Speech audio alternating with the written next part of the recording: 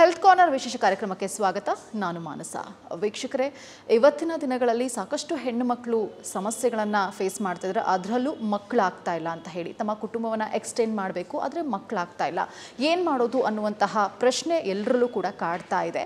ಇವತ್ತಿನ life style ಆಗಿರಬಹುದು ಅಥವಾ ಅವರ ಫುಡ್ ಕಲ್ಚರ್, ಇದೆಲ್ಲವೂ ಕೂಡ ಇದಕ್ಕೆ ಮುಖ್ಯ ಕಾರಣ ಆಗ್ತಾ ಇದೆ. ಬಟ್ ಆದರೆ ಅದಕ್ಕೂ ಕೂಡ ಪರಿಹಾರ ಇದೆ. IVF ಮುಖಾಂತರವಾಗಿ ಮಕ್ಕಳನ್ನು ಪಡಿಬಹುದು. ಹಾಗಾದರೆ IVFನ ಯಾವ ಹಾಸ್ಪಿಟಲಲ್ಲಿ ತಗೋಬೇಕು, ಯಾವ ಡಾಕ್ಟರ್ನ ಕನ್ಸಲ್ಟ್ ಮಾಡಬೇಕು, ಇದೆಲ್ಲವೂ ಕೂಡ ಪ್ರಶ್ನೆ ಆಗುತ್ತೆ. ಹಾಗಾಗಿ ಇವತ್ತು ನಾನು ವೃಕ್ಷ ಫರ್ಟಿಲಿಟಿ ಹಾಸ್ಪಿಟಲ್ನಲ್ಲಿ ಇದ್ದೀನಿ. ಈ ಒಂದು ವೃಕ್ಷ ಫರ್ಟಿಲಿಟಿ ಹಾಸ್ಪಿಟಲ್ನ ಡಾಕ್ಟರ್ ಆಗಿರುವಂತಹ ಡಾಕ್ಟರ್ ಸ್ನೇಹಾ ಶೆಟ್ಟಿ ಅವರು ನಮ್ಮ ಜೊತೆ ಇದ್ದಾರೆ. ಬನ್ನಿ ಅವರು ಕಾರ್ಯಕ್ರಮಕ್ಕೆ ವೆಲ್ಕಮ್ ಮಾಡೋಣ. ನಮಸ್ತೆ ಮೇಡಮ್, ಕಾರ್ಯಕ್ರಮಕ್ಕೆ ಸ್ವಾಗತ. ನಮಸ್ತೆ.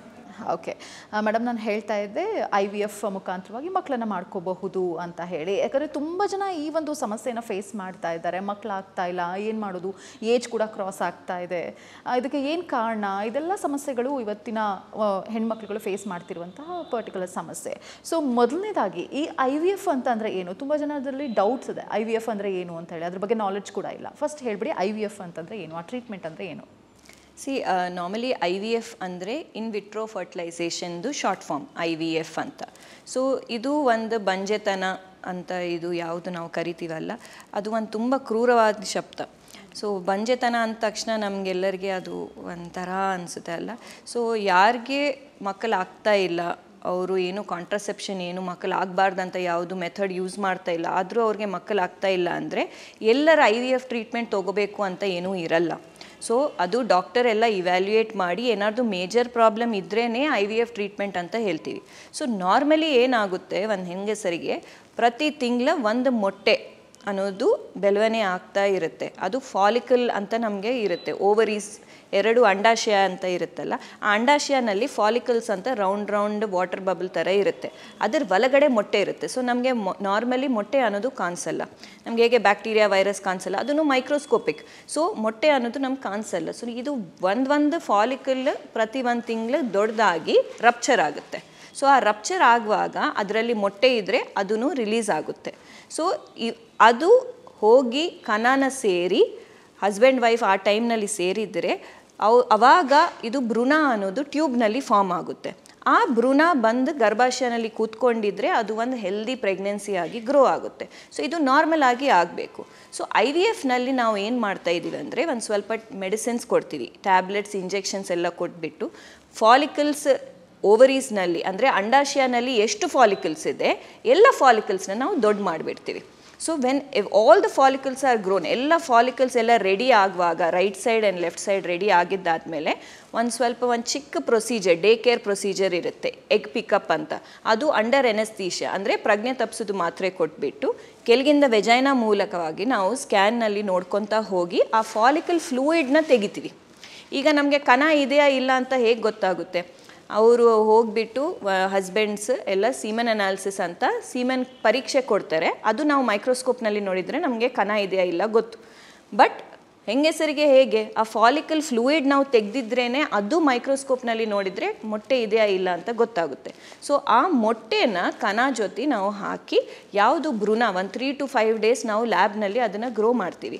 ಅದು ಭ್ರೂಣ ಯಾವುದು ತಯಾರಾಗುತ್ತೋ ಆ ಭ್ರೂಣನ ಹೆಂಗಸರ ವೈಫ್ ಗರ್ಭಾಶಯ ಒಳಗಡೆ ನಾವು ಒಂದು ಥಿನ್ ಕ್ಯಾಥೆಟರ್ ಮೂಲಕವಾಗಿ ಹಾಕ್ತೀವಿ. ಸೊ ಇದೆಲ್ಲ ಏನು ನೋವು ಆಗಲ್ಲ.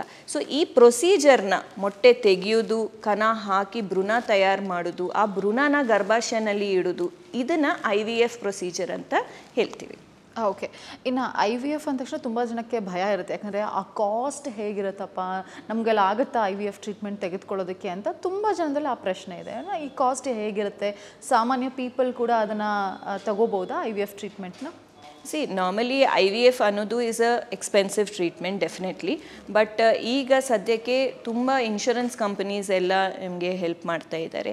EMI ಆಪ್ಷನ್ಸ್ ಅನ್ನೋದು ಇದೆ ನಮ್ಮ ಹಾಸ್ಪಿಟಲ್ನಲ್ಲಿ ಮತ್ತು ಬೇರೆ ಮೆನಿ ಗುಡ್ ಹಾಸ್ಪಿಟಲ್ಸ್ನಲ್ಲಿನೂ. ಸ್ವಲ್ಪ ಈಗ ಲೋ ಕಾಸ್ಟ್ IVFs ಅಂತಲೂ ಬರ್ತಾ ಇದೆ. ಸೊ ನಾಟ್ ನೆಸಸರಿ ದಟ್ ನಿಮಗೆ ಎಲ್ಲರಿಗೆ ತುಂಬ ಜಾಸ್ತಿ ಕಾಸ್ಟ್ ಆಗುತ್ತಂತ. ಒಬ್ರೊಬ್ರು ಬಾಡಿ ಪ್ರಕಾರ ಒಬ್ರೊಬ್ರು ಪ್ರಾಬ್ಲಮ್ ಪ್ರಕಾರ ನಾವು IVFನಲ್ಲಿನೂ ಡಿಫ್ರೆಂಟ್ ಇರುತ್ತೆ. ಅಂದರೆ ಸ್ವಲ್ಪ ಜನಕ್ಕೆ ಜೆನೆಟಿಕ್ ಟೆಸ್ಟಿಂಗ್ ಆಫ್ ಎಂಬ್ರಿಯೋಸ್ ಮಾಡಬೇಕಾಗುತ್ತೆ, ಸ್ವಲ್ಪ ಜನಕ್ಕೆ ಬೇರೆ ಎಲ್ಲ ಪ್ರಾಬ್ಲಮ್ಸ್ ಇದ್ದರೆ ಅದ್ರ ಪ್ರಕಾರ ಎಕ್ಸ್ಟ್ರಾ ಕಾಸ್ಟಿಂಗ್ ಆ್ಯಡ್ ಆಗ್ಬೋದು, or may be not necessary, ಸ್ವಲ್ಪ ಬೇಸಿಕ್ IVFನೂ ಮಾಡೋಕ್ಕಾಗ ಸಾಧ್ಯ. ಸೊ ಅದ್ರ ಪ್ರಕಾರ ಏನು ಪ್ರಾಬ್ಲಮ್ ಅನ್ನೋ ಪ್ರಕಾರ ನಿಮಗೆ ಕಾಸ್ಟಿಂಗ್ನೂ ಆ್ಯಡ್ ಆಗ್ಬೋದು, or may be low cost IVFನೂ ಸಾಕಾಗ್ಬೋದು. ಓಕೆ. ಇನ್ನು ವೃಕ್ಷ ಫರ್ಟಿಲಿಟಿ ಹಾಸ್ಪಿಟಲ್ ಅಂದರೆ ಯಾಕೆ ಈ ಹಾಸ್ಪಿಟಲಲ್ಲಿ ಈ ಒಂದು ಫೆಸಿಲಿಟೀಸ್ ಅಂದರೆ ಇವಾಗ ನೋಡ್ಬೋದು ತಾಂತ್ರಿಕವಾಗಿ ಎಷ್ಟೆಲ್ಲ ಡೆವಲಪ್ಮೆಂಟ್ ಆಗಿದೆ, ಸೊ ಆ ಒಂದು ಫೆಸಿಲಿಟೀಸ್ ಇದೆಯಾ ಈ ಹಾಸ್ಪಿಟಲಲ್ಲಿ ಅನ್ನೋದು ತುಂಬ ಇಂಪಾರ್ಟೆಂಟ್ ಆಗುತ್ತೆ. ಈಗ ತುಂಬ ಹಾಸ್ಪಿಟಲ್ಸ್ ಇದೆ IVF ಟ್ರೀಟ್ಮೆಂಟ್ ಕೊಡ್ತೀವಿ ಅಂತ ಹೇಳಿ, ಅತ್ಯಾಧುನಿಕ ತಂತ್ರಜ್ಞಾನವನ್ನು ಅಳವಡಿಕೆ ಮಾಡಿಕೊಂಡು ಇವತ್ತು ಆ ಫೆಸಿಲಿಟೀಸ್ನ ಕೊಟ್ಟರೆ ಪೇಷಂಟ್ಸ್ಗಳು ಕೂಡ ತುಂಬ ಜನ ಬರ್ತಾರೆ. ಆ ಥರದ್ದು ಒಂದು ಫೆಸಿಲಿಟೀಸ್ ನಿಮ್ಮ ಹಾಸ್ಪಿಟಲಲ್ಲಿ ಇದೆಯಾ? ಸೊ ವೃಕ್ಷ ಫರ್ಟಿಲಿಟಿ ಸ್ಪೆಷಲೈಸೇಷನ್ ಇದು complete holistic fertility treatment centre. So ನಿಮಗೆ A to Z ಯಾವುದಾದ್ರು ಫರ್ಟಿಲಿಟಿ ರಿಲೇಟೆಡ್ ಟ್ರೀಟ್ಮೆಂಟ್ ಬೇಕಂದರೆ ಎಲ್ಲ ಒಂದೇ ಫ್ಲೋರ್ನಲ್ಲಿ ಒಂದೇ ರೂಫ್ನಲ್ಲಿ ನಿಮಗೆ ಎಲ್ಲ ಸಿಗುತ್ತೆ. ಪ್ಲಸ್ ಇದು ಹೋಲಿಸ್ಟಿಕ್ ಫರ್ಟಿಲಿಟಿ ಸೆಂಟರ್ ಅಂದರೆ ಬರೀ ಮೆಡಿಸಿನ್ಸ್ ಬರೀ ಇದು ಅಂತ ಇರಲ್ಲ, ನಾವು ಜೊತೆಗೆ psychological counselling, diet counselling, acupuncture sessions ಇದೆಲ್ಲ ನಾವು ಒಂದು ಸೆಷನ್ ಫ್ರೀಯಾಗಿ ಕೊಡ್ತೀವಿ.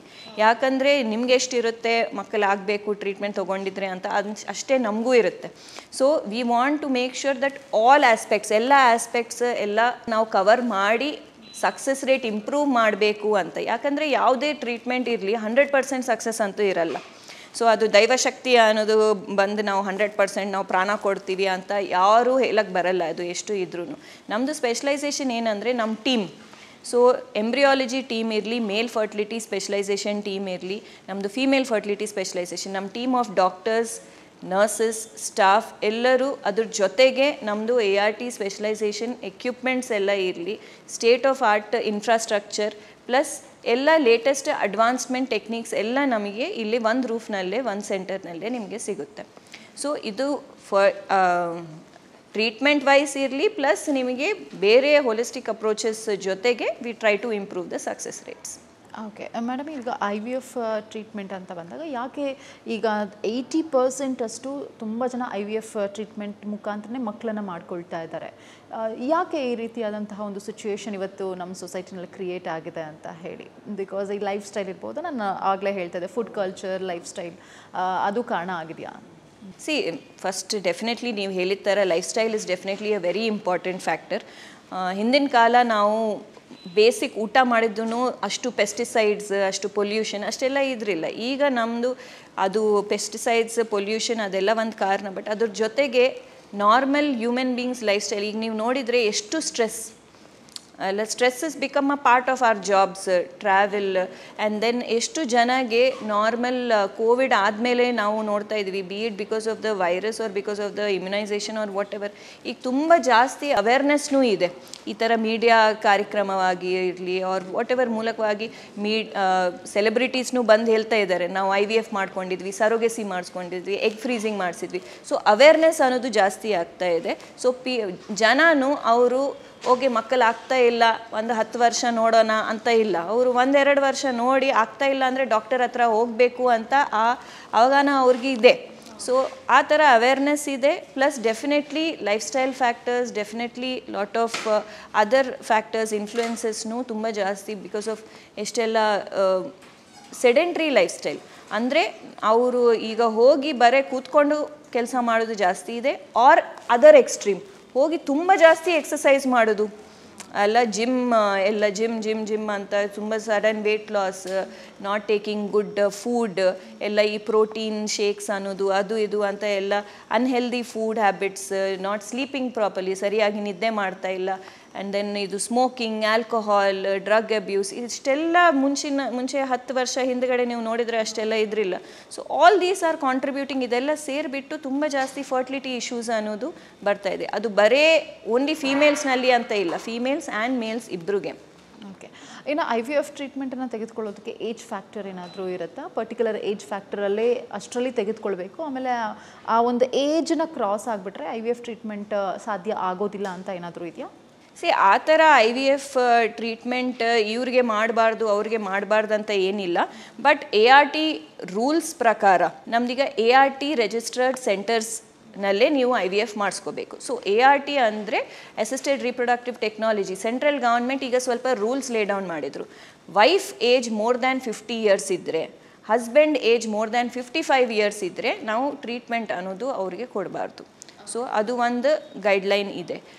ವೆರಿ ಯಂಗ್ ಪೇಷಂಟ್ಸ್ಗೆ ನಾವು IVF ಮಾಡಬೇಕು. ಯಾಕೆ ಡಾಕ್ಟರ್ ನಮ್ಮ ಏಜ್ ಓನ್ಲಿ 25-30 ಇಯರ್ಸ್, ನಮ್ಗೆ ಇಷ್ಟು ಬೇಗ ಯಾಕೆ, ನಾವು ಆಮೇಲೆ ಮಾಡ್ಕೊತೀವಿ ಅಂದರೆ the younger you are the better it is. 21 ವರ್ಷಕ್ಕಿಂತ ಕಡಿಮೆ ಇದ್ದರೆ ನಾವು ಮಾಡಬಾರ್ದು. ಬಟ್ 21 ವರ್ಷಕ್ಕಿಂತ ಜಾಸ್ತಿ ಇದೆ ಆ್ಯಂಡ್ ಮೇಜರ್ ಪ್ರಾಬ್ಲಮ್ ಇದೆ, ಟ್ಯೂಬ್ಸ್ 2 ಬ್ಲಾಕ್ ಇದೆ, ಕಣನೇ ಇಲ್ಲ, ಬೀಜದಿಂದ ನಾವು ಕಣ ತೆಗೆದು ಟ್ರೀಟ್ಮೆಂಟ್ ಮಾಡಬೇಕು, ಅವ್ರ ಮೊಟ್ಟೆ ಸಂಖ್ಯೆ ತುಂಬ ಕಡಿಮೆ ಇದೆ ಅಂಥದ್ದವ್ರಿಗೆ IVF ಹೇಳಿದರು. ಬಟ್ ಅವ್ರ ಏಜ್ ಕಡಿಮೆ ಇದೆ ಅಂದ್ರೂ ನೀವು ಹೋಗಿ ಟ್ರೀಟ್ಮೆಂಟ್ ಮಾಡಿಸ್ಕೊಳ್ಳಿ. ಯಾಕಂದರೆ ಎಷ್ಟು ಕಡಿಮೆ ಇದ್ದರೂ ಅಷ್ಟು ಒಳ್ಳೆ ಕ್ವಾಲಿಟಿ ಮೊಟ್ಟೆ ಸಿಗೋದು ಚಾನ್ಸಸ್ ಸ್ವಲ್ಪ ಜಾಸ್ತಿ ಇರುತ್ತೆ. ಮೇಡಮ್, IVF ಟ್ರೀಟ್ಮೆಂಟ್ ಆದಮೇಲೆ ಆ ಲೈಫ್ ಸ್ಟೈಲು ಅಥವಾ ಬಿಫೋರ್ IVF ಟ್ರೀಟ್ಮೆಂಟ್ ಅಥವಾ ಆಫ್ಟರ್ ಅದಾದಮೇಲೆ ಲೈಫ್ ಸ್ಟೈಲ್ ಸ್ವಲ್ಪ ಚೇಂಜಸ್ ಮಾಡ್ಕೋಬೇಕಾಗತ್ತಾ? ಅಂದರೆ ಮೆಡಿಕೇಷನ್ಸಲ್ಲಿ ಇರೋದು ಅಥವಾ ನೀವು ಕೊಡುವಂಥ ಪ್ರಿಸ್ಕ್ರಿಪ್ಷನ್ಸ್ನ ತೆಗೆದುಕೊಳ್ಳೋದು ಅದೆಲ್ಲ ಫಾಲೋ ಮಾಡಬೇಕಾಗತ್ತಾ? ಅದು ಹೇಗೆ? ಡೆಫಿನೆಟ್ಲಿ.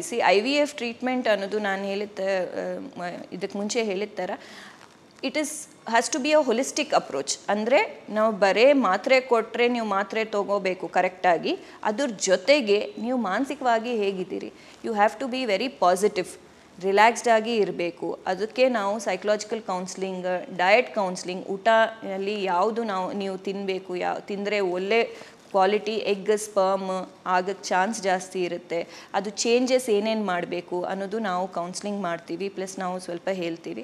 ಅದು ಜೊತೆಗೆ ಅಕ್ಯುಪಂಕ್ಚರ್ ಸೆಷನ್ಸ್ ಅಂತ ಸ್ವಲ್ಪ ಸೆಷನ್ಸ್ ಇರುತ್ತೆ. ಸೊ ಆ ಸೆಷನ್ಸ್ನಲ್ಲಿ ಅದು ತೊಗೊಂಡಿದ್ರೆ ನಿಮಗೆ ಸ್ಟ್ರೆಸ್ ಕಡಿಮೆ ಆಗುತ್ತೆ, ಪ್ಲಸ್ ಬ್ಲಡ್ ಫ್ಲೋ, ನಿಮಗೆ ರಕ್ತಕಣ ಅದೆಲ್ಲ ಸ್ವಲ್ಪ ಓವರೀಸ್ಗೆ, ಅಂಡಾಶಯಗೆ ಮತ್ತು ಈ ಗರ್ಭಾಶಯಗೆ ಎಲ್ಲ ಇಂಪ್ರೂವ್ ಆಗುತ್ತೆ. ಸೊ ಆಲ್ ದೀಸ್ ಫ್ಯಾಕ್ಟರ್ಸ್ ಇದೆಲ್ಲ ಸೇರಿ ನಾವೆಲ್ಲ ಟ್ರೀಟ್ಮೆಂಟ್ IVF ಟ್ರೀಟ್ಮೆಂಟ್ ಕೊಟ್ಟರೆ ಸ್ವಲ್ಪ ಚಾನ್ಸಸ್ ಸ್ವಲ್ಪ ಬೆಟರ್ ಇರುತ್ತೆ.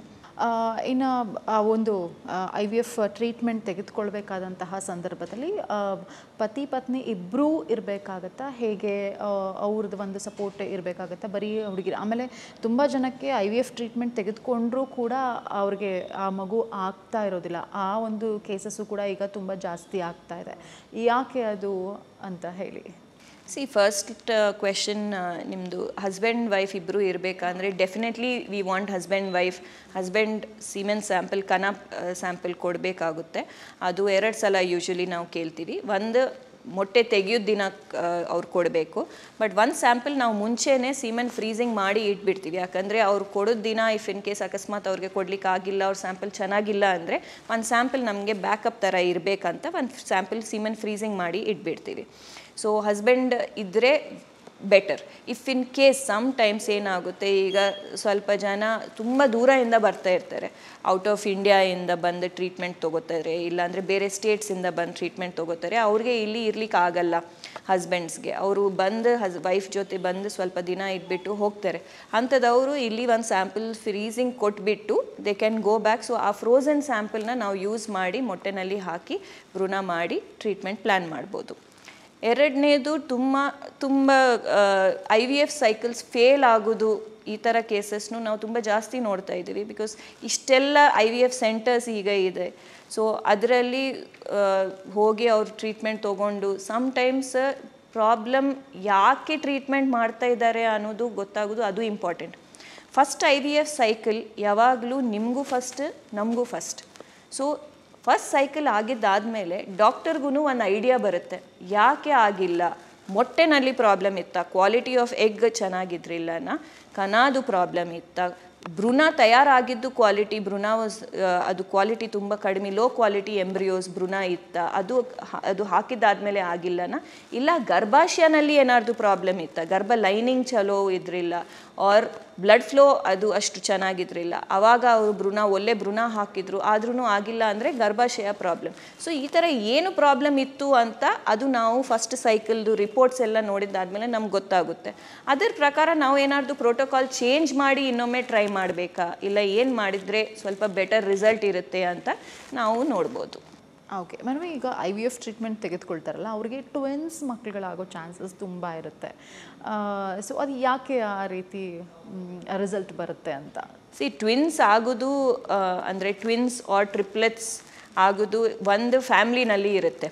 ಸ್ವಲ್ಪ ಜನ ಫ್ಯಾಮ್ಲಿನಲ್ಲೇ ಅವ್ರಿಗೆ ಟ್ವಿನ್ಸ್ ಇರೋದು ಅದೆಲ್ಲ ಇರುತ್ತೆ. ಬಟ್ ಟ್ರೀಟ್ಮೆಂಟ್ ತೊಗೊಂಡು IUI or IVF ಟ್ರೀಟ್ಮೆಂಟ್ ತೊಗೊಂಡಿದ್ರೆ ಡೆಫಿನೆಟ್ಲಿ ನಾವು ಸಕ್ಸಸ್ ರೇಟ್ ಇಂಪ್ರೂವ್ ಮಾಡಬೇಕಂದ್ರೆ ಒಂದಕ್ಕಿಂತ ಜಾಸ್ತಿ 2 ಭ್ರೂಣ ಹಾಕ್ತೀವಿ ಅಲ್ಲ. ಸೊ ಆವಾಗ 25% ಚಾನ್ಸ್ ಇರುತ್ತೆ 2 ಭ್ರೂಣ ಅಲ್ಲಿ ಸ್ಟಿಕ್ ಆಗಿ ಚೆನ್ನಾಗಿ ಇಬ್ಬರು 2 ಮುದ್ದಾದ ಮಗು ಆಗೋಕ್ಕೆ ಚಾನ್ಸ್ ಸ್ವಲ್ಪ ಡೆಫಿನೆಟ್ಲಿ ಜಾಸ್ತಿ ಇರುತ್ತೆ. But it is not 100%.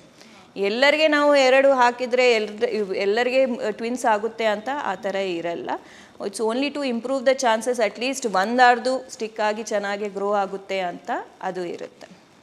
But ಯಾರಿಗೂ ಆಲ್ರೆಡಿ ಒಂದು ಮಗು ಇದೆ ಅಂಥದ್ದವ್ರಿಗೆ ಬೇಡ ಅಲ್ಲ ಟ್ವಿನ್ಸ್, ಆ ಥರ ರಿಸ್ಕ್ ನಮಗೆ ಬೇಡ ಡಾಕ್ಟರ್ ಅಂದರೆ ಡೆಫಿನೆಟ್ಲಿ ಒಂದೇ ಭ್ರೂಣ ಹಾಕ್ತೀವಿ. ಆ್ಯಂಡ್ ಈಗ ಈ ಕಾಲನಲ್ಲಿ ನಮಗೂ we want a single healthy baby. As a obstetrician ನಮಗೂ ಏನಿರುತ್ತೆ ಅಂದರೆ ಟ್ವಿನ್ಸ್ದು ಸ್ವಲ್ಪ ರಿಸ್ಕ್ ಇರುತ್ತೆ, ತಾಯಿಗೂ ರಿಸ್ಕ್ ಇರುತ್ತೆ, ಮಗುಗೂ ರಿಸ್ಕ್ ಇರುತ್ತೆ. ಸೊ ಒಂದು ಸಿಂಗಲ್ ಹೆಲ್ದಿ ಬೇಬಿ ಆಗಿದ್ದರೆ ಬೆಟರ್ ಅಂತ ಆ ಸೈಡಿಂದ ನಾವು ಯೋಚನೆ ಮಾಡಿ ನಾವು ಹಾಕೋದು ಮೋಸ್ಟ್ ಪ್ರಾಬಬ್ಲಿ 5ನೇ ದಿನ ಭ್ರೂಣ ಹಾಕಿದರೆ ಒಂದೇ ಭ್ರೂಣ ಹಾಕ್ತೀವಿ. ಇಲ್ಲ ಅಂದರೆ ನಾವು ಚಾನ್ಸ್ ಇನ್ಕ್ರೀಸ್ ಮಾಡಬೇಕು, ಅವ್ರಿಗೆ ಫೇಲ್ ಆಗಿದೆ ಅವ್ರು ಬೇರೆ ಹಿಸ್ಟ್ರಿ ಪ್ರಕಾರ 2 ಹಾಕಬೇಕಾ ಇಲ್ಲ ಅಂತ ಪೇಷಂಟ್ ಜೊತೆ ಡಿಸ್ಕಸ್ ಮಾಡಿ ನಾವು ಹಾಕ್ತೀವಿ. ಇನ್ನು IVF ಟ್ರೀಟ್ಮೆಂಟ್ ತೆಗೆದುಕೊಳ್ಬೇಕಾದ್ರೆ ಎಷ್ಟು ಸಿಟ್ಟಿಂಗ್ ಬೇಕಾಗುತ್ತೆ, ಅಂದರೆ ಆ ಟರ್ಮ್ ಎಷ್ಟಿರುತ್ತೆ, ಡ್ಯೂರೇಷನ್ ಎಷ್ಟಿರುತ್ತೆ, ಅದು ತುಂಬ ಇಂಪಾರ್ಟೆಂಟ್ ಅನಿಸುತ್ತೆ. ಯಾಕಂದರೆ ಹಸ್ಬೆಂಡ್ ಆ್ಯಂಡ್ ವೈಫ್ ಇಬ್ಬರು ಬರಬೇಕಾಗತ್ತೆ. ಸಮ್ಟೈಮ್ಸ್ ಕೆಲವೊಂದು ಸರಿ ವೈಫ್ ಬಂದರೆ ಸಾಕಾಗುತ್ತೆ. ಆ ಸಿಟ್ಟಿಂಗ್ಸ್ ಆ ಪ್ರೋಸೆಸ್ ಹೇಗಿರುತ್ತೆ?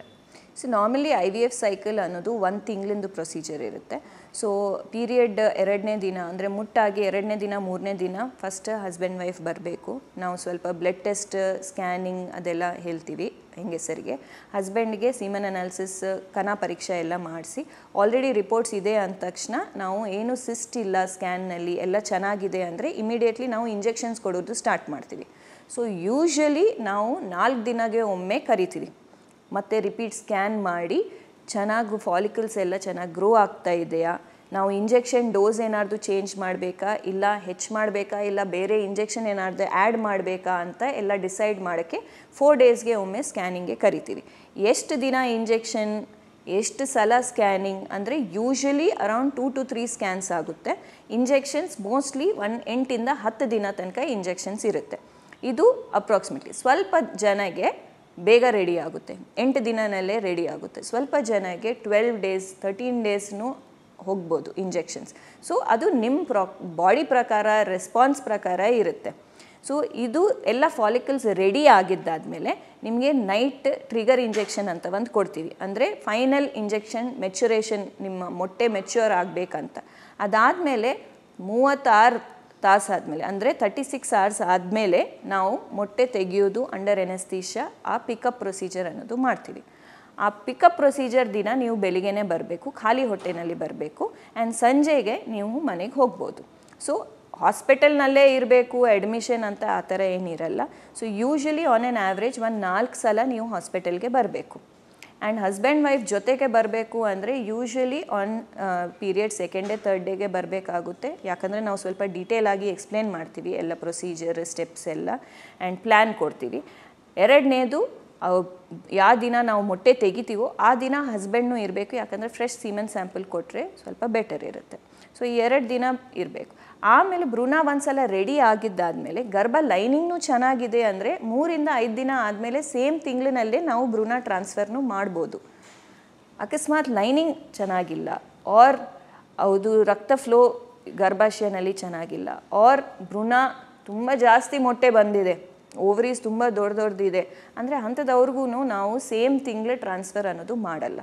Usually plan for next cycle ಅಂದರೆ ಮತ್ತೆ ಮುಟ್ಟು ಬಂದಾದಮೇಲೆ ನೆಕ್ಸ್ಟ್ ತಿಂಗಳು ನಾವು ಗರ್ಭ ಲೈನಿಂಗ್ ಎಲ್ಲ ಪ್ರಿಪೇರ್ ಮಾಡಿ ಅಲ್ಲಿ ಒಳ್ಳೆ ಲೈನಿಂಗ್ ಬಂದಾದಮೇಲೆ ಬ್ಲಡ್ ಫ್ಲೋ ಎಲ್ಲ ಚೆನ್ನಾಗಿದ್ದಾವಾದಮೇಲೆ ನಾವು 2 ಭ್ರೂಣ ಅನ್ನೋದು ಹಾಕ್ತೀವಿ. ಓಕೆ ಮೇಡಮ್, ಇನ್ನು ಫೈನಲ್ ಆಗಿ ಏನು ಹೇಳ್ತೀರಾ ನಿಮ್ಮ ಹಾಸ್ಪಿಟಲ್ ಬಗ್ಗೆ ಮತ್ತು IVF ಟ್ರೀಟ್ಮೆಂಟ್ ತೆಗೆದುಕೊಳ್ಳೋದಕ್ಕೆ ಬರುವಂತಹ ಪೇಷಂಟ್ ಬಗ್ಗೆ ಏನು ಹೇಳ್ತೀರಾ madam final? So normally IVF ಅಂದ ತಕ್ಷಣ ತುಂಬ ಜಾಸ್ತಿ ಮಿತ್ಸ್ ಇದೆ. ನಿಮ್ಗೆ ಏನು ಡೌಟ್ಸ್ ಇರಲಿ ನೀವು ಡೈರೆಕ್ಟಾಗಿ ನಿಮ್ಮ ಡಾಕ್ಟರ್ ಜೊತೆ ಮಾತಾಡಿದರೆ ಬೆಟರ್. ಸಮ್ಮರ್ನಲ್ಲಿ ಮಾಡಬಾರ್ದು, ಇದು ತಿನ್ನಬಾರ್ದು, ಆ ಥರ ಇರಬಾರ್ದು, ಇವ್ರಿಗೆ ಮಾಡಬಾರ್ದು, ಅದೆಲ್ಲ ತುಂಬ ಜಾಸ್ತಿ ಎಲ್ಲ ಮಿಸ್ಕನ್ಸೆಪ್ಷನ್ಸ್ ಅದೆಲ್ಲ ಇದೆ. ಏನೇ ಡೌಟ್ ಇರಲಿ ನೀವು ಡೈರೆಕ್ಟಾಗಿ ಬಂದು ನಿಮ್ಮ ಡಾಕ್ಟರ್ ಜೊತೆ ಮಾತಾಡೋದು ಬೆಟರ್. ಸೆಕೆಂಡ್ ಆಗಲ್ಲ ಅಂತ ಇಲ್ಲ, 100% ಆಗುತ್ತೆ ಅಂತಲೂ ಇಲ್ಲ. ಸಕ್ಸಸ್ ರೇಟ್ ಅನ್ನೋದು ಆಲ್ಮೋಸ್ಟ್ 150ಇಂದ ಆಲ್ಮೋಸ್ಟ್ 60% ತನಕ ಇರುತ್ತೆ. ಅದು ಒಬ್ರೊಬ್ರು ಬಾಡಿ ಪ್ರಕಾರ ಇರುತ್ತೆ, ಪ್ರಾಬ್ಲಮ್ ಪ್ರಕಾರ ಇರುತ್ತೆ. ಸೊ ನಿಮ್ಮದು ಪ್ರಾಬ್ಲಮ್ ಏನು ಅಂತ ನೀವು ಡೀಟೇಲ್ ಆಗಿ ಇವ್ಯಾಲ್ಯೂಯೇಟ್ ಮಾಡಿಸ್ಕೊಂಡಿದ್ರೆ ಒಳ್ಳೆಯದು. ಓಕೆ ಮೇಡಮ್, ಕಾರ್ಯಕ್ರಮದಲ್ಲಿ IVF ಬಗ್ಗೆ ತುಂಬ ವಿಚಾರಗಳನ್ನು ತಿಳಿಸ್ಕೊಟ್ಟಿದ್ದೀರಾ. ಧನ್ಯವಾದಗಳು ಕಾರ್ಯಕ್ರಮಕ್ಕೆ. ಓಕೆ ವೀಕ್ಷಕರೇ, IVF ಇಂದ ಏನೆಲ್ಲ ಪಾಸಿಬಿಲಿಟೀಸ್ ಇದೆ ಮತ್ತು ವೃಕ್ಷಾಸ್ ಫರ್ಟಿಲಿಟಿ ಹಾಸ್ಪಿಟಲ್ನಲ್ಲಿ ಏನೆಲ್ಲ ಫೆಸಿಲಿಟೀಸ್ ಸಿಗುತ್ತೆ ಅನ್ನೋದ್ರ ಬಗ್ಗೆ ನಿಮಗೆ ಡೀಟೇಲ್ಸನ್ನು ಕೊಟ್ಟಿದ್ದೀವಿ. ಇದಾಗಿತ್ತು ಈ ಕ್ಷಣದ ಡೀಟೇಲ್ಸ್. ಅನುಕ್ಷಣದ ಸುದ್ದಿಗಳಿಗಾಗಿ ನೋಡ್ತಾರೆ ವಿಸ್ತಾರ ನ್ಯೂಸ್. ಇದು ನಿಖರ ಜನಪರ.